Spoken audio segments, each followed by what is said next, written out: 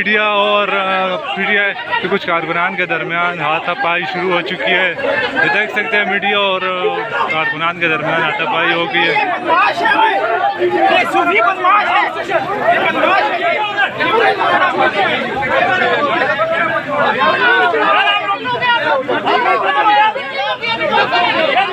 यहाँ पे Faisal Javed press conference कर रहे थे, उसी के दरमियान मीडिया के कारकुनों और मीडिया में बंदे और उनके कारकुनों के दरमियान थोड़ी सी हाथापाई हो गई।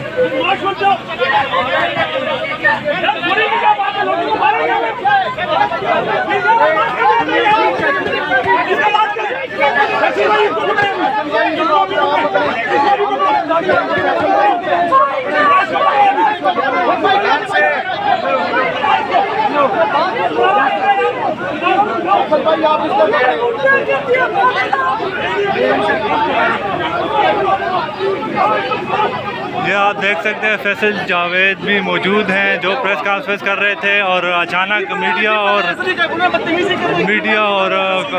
शहरी के दरमियान थोड़ी सी हाथापाई होगी और